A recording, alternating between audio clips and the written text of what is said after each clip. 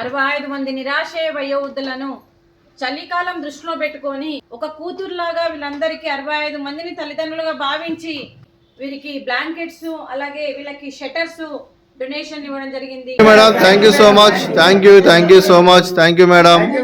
ఎన్నటికి తరగని ఆయుర ఆరోగ్యాలు అష్టైశ్వర్యాలు సుఖశాంతులను ఇవ్వాలనే భగవంతుని వేడుతూ వీరందరి తరపున థాంక్యూ మేడం.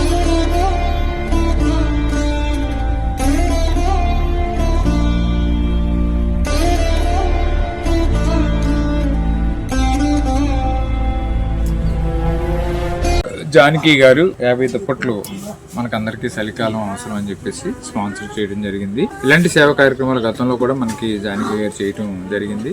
ధన్యవాదాలు తెలియజేసుకుంటూ ఈ డిస్ట్రిబ్యూషన్ కార్యక్రమాన్ని ప్రారంభిస్తున్నాం.